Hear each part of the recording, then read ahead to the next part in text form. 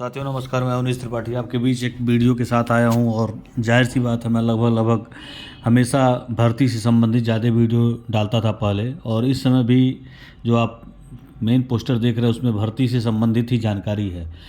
तो इसी बारे में मैं चर्चा करने आया हूं। और एक और वीडियो है, एक आदमी दारू पी कर बस में जो है थोड़ा सा बदतमीजी कर रहा था, उसके बारे में भी एक वीडियो बनाया गया है और उस वीडियो को मैं दिखाऊंगा आपके सामने कि आए दिन इस तरह की हरकतें हो रही हैं कि बसों में लोग दारू पी कर बैठ जाते हैं और अगल बगल यात्रियों को परेशान करते हैं। लेकिन अगर यात्री जब तक मजबूत नहीं रहेगा, जब तक अपने मतलब अपनी हिम्मत नहीं दिखाएगा दूसरे यात्री के प्रति, तब तक इस तरह की घटनाएं नहीं होती हैं।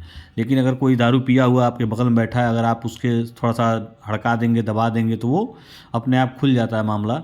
और ये वीडियो है कि आप उसको देखेंगे, उसमें किस तरह उसने शीशा तोड़ दिया है परिवहन विभाग का। बस में बैठा है, कई लोगों ने कहा हवा आने दो, हवा आने दो, बहुत बदबू हो रहा है, ये है वो है। तो उसने क्या किया, मुक्के से मार के शीशा तोड़ दिया। अब भाई नशे में है, वो क्या कर सकता है क्या नहीं कर सकता है, तो इसके बारे में चर्चा करेंगे थोड़ा सा। लेकिन मैं फ़िलहाल इस समय गोरखपुर डिपो की मैं बात करने जा रहा हूँ। और गोरखपुर डिपो में चालकों की भर्ती के लिए निकला हुआ है एक व्यवस्था। उसमें आप जो है 56 चालकों का जगह खाली हुआ है। खाली तो बहुत सारा जगह है, पूरे क्षेत्र में खाली है, लेकिन ये विशेष तौर पे गोरखपुर डिपो की बात हो रही है। पड़ौना में भी खाली है, देवरिया में भी खाली है, राप्तीनगर में भी खाली, हर जगह चालकों का अभाव चल रहा है। और गोरखपुर डिपो के सहायक क्षेत्र प्रबंधक महेश लाल श्रीवास्तव जी द्वारा ये एक पहल की गई है।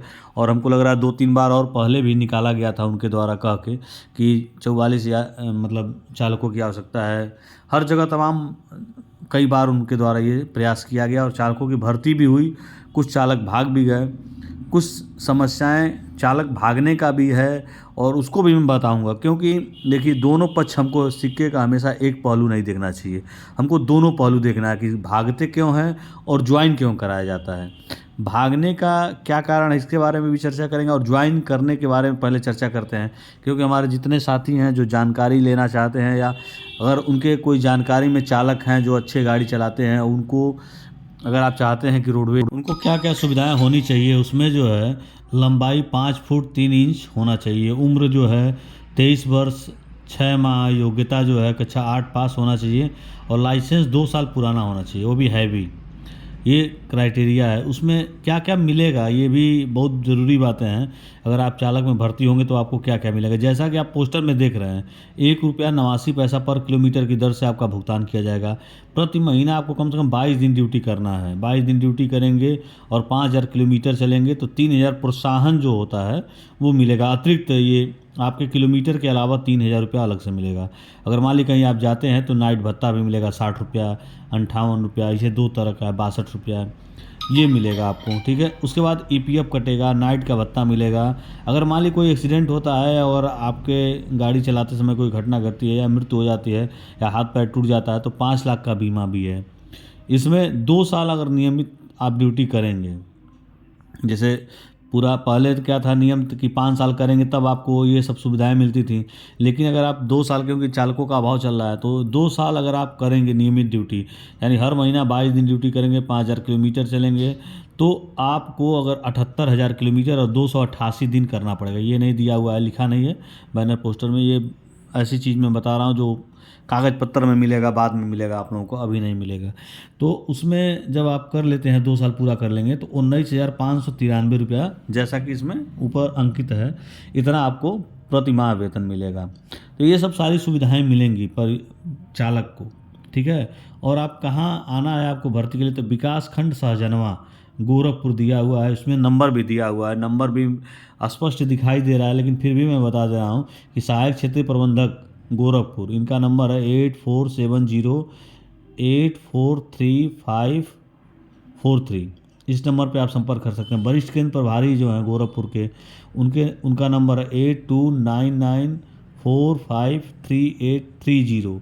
इस पे भी आप संपर्क कर सकते हैं। एक और नंबर है, सीनियर फोरमैन साहब हैं, उनका नंबर है 9450440098। ये 3 नंबर आपके पास उपलब्ध हैं, इन नंबरों पे आप संपर्क कर सकते हैं। और ये जो व्यवस्था है जहाँ पे भर्ती है, डायरेक्ट भर्ती है, इसमें कोई 3-5 वाला व्यवस्था नहीं। डायरेक्ट जाएंगे वहाँ, आपको एक गाड़ी मिलेगी चलाने के लिए, आपको आगे पीछे करना, चला के थोड़ा दिखाना, उसके बाद तुरंत आपको ट्रेनिंग के लिए कानपुर भेज दिया जाएगा और कानपुर से वापस आएंगे और 1 से 2 दिन के अंदर ज्वाइनिंग कर लेंगे। कुछ सिक्योरिटी का पैसा जमा करना पड़ता है, हमको लग रहा है कि 10,000 के आसपास सिक्योरिटी। परिचालकों की तो 25,000 के आसपास है, लेकिन चालकों की हमको लग रहा है 5,000 के आसपास सिक्योरिटी है। अगर आपके पास पैसा नहीं है तब भी कोई ना कोई व्यवस्था लगा के आपको ज्वाइन करा दिया जाएगा। ये तमाम सुविधाएं जो हैं मिलेंगी। सेम कंडीशन ये चालकों में भी, परिचालकों में भी यही सुविधाएं हैं, 1 रुपया 89 पैसा। लेकिन आउटसोर्सिंग वाले जो हमारे चालक परिचालक भाई हैं, उनके लिए थोड़ा सा दिक्कत है। उनका वेतन कम है, 2-2 महीने का वेतन नहीं मिलता है, तमाम चीज़ होती है, इसीलिए भग जाते हैं। चालक क्यों भगते हैं, इसका भी एक कारण है। बताते हुए तो थोड़ा सा अटपटा लग रहा है, लेकिन कई जगहों पे जब आपको गाड़ी चलाने को मिलेगा, उसका औसत आपसे मांगा जाएगा कि इस गाड़ी का औसत 6 दशमलव कुछ आपको देना है, जबकि वो गाड़ी नॉर्मली पुरानी हो चुकी रहेगी और वो औसत 5 से अधिक नहीं दे रही होगी। कुछ ऐसे भी चालक हैं जो डीजल बेचने वाले भी मिल जाएंगे, आपको लेके जाएंगे और गाय की तरह दूध देंगे, 10 लीटर 15 लीटर। पकड़े भी जाते हैं, इस तरह की कई बार कार्रवाई भी हुई है, निकाल बाहर भी होते हैं। लेकिन मानने वाले आदत, जैसे कुछ लोग हैं जो आदत में रहते हैं तो उनको नहीं कुछ कहा जा सकता है। लेकिन इस तरह की घटनाएं होती हैं, मान ली कोई एक्सीडेंट होता है, कोई छोटी मोटी चीज़ें टूट जाती हैं, फूट जाती हैं, तो उसकी भी रिकवरी होती है। और अक्सर चालकों की डीजल औसत की रिकवरी जब होती है तो चालक भागना शुरू कर देते हैं। परिवहन विभाग में चालक क्यों नहीं टिकते हैं, उसका मेन कारण है कि जब चालकों के साथ गलत सलत तरीके से बदमाशी करके उनको पुरानी गाड़ी दी जाएगी और उनसे अच्छा औसत नहीं लिया जाएगा और औसत के नाम पे उनके साथ उत्पीड़न किया जाएगा तो भाग जाते हैं। यही कारण है। क्या मैं एक सुझाव दे सकता हूँ कि परिवहन विभाग में चालक किस तरह टिक सकते हैं? अगर कोई अधिकारी या कोई बड़े लेवल पे अगर कोई मेरा वीडियो देखे तो उसको मैं ये कहना चाहूँगा कि अगर आप चाहते हैं कि परिवहन विभाग में चालकों की कमी ना हो, तो जो आदेश है कि 2001 तक के संविदा के कर्मचारी को नियमित किया जाए, उसको कर दीजिए। दूसरी मांग कि अगर जितने भी चालक हमारे 10 साल 5 साल पुराने हैं, जिनका औसत अच्छा हो, जिनके द्वारा एक्सीडेंट न किया गया हो, ऐसे हमारे चालक भाइयों को आप नियमित कर दीजिए। तमाम महिलाएं चालक जो हैं चल रही हैं, कई जगह एक सोनू करके हैं, वो भी बहुत अच्छा गाड़ी चलाती हैं, अक्सर उनका वीडियो आता रहता है। तो ऐसे महिला चालकों का भी प्रोत्साहन कर रहे हैं, तो महिलाओं को भी नियमित चालक की भांति आप करिए। कम से कम तमाम चीज़ें हैं आपके पास, आप चाहते हैं तो पूरे परिवहन विभाग को एक नई ऊंचाइयों तक ले जा सकते हैं। अभी देखिए सबका वेतन बढ़ा है, 10% सबका वेतन बढ़ा है, लगभग तमाम सूचनाएं आ रही हैं जिसके हिसाब से। लेकिन संविदा वालों का वेतन वही का वही है। आज भी हम किलोमीटर पे काम करते हैं, आज भी हमको, हमारे साथ कोई फिक्सेशन व्यवस्था नहीं है। जितना अगर नहीं करेगा, परीक्षा नहीं देगा, पास नहीं होंगे, तुरंत बाहर कर दिए जाएंगे।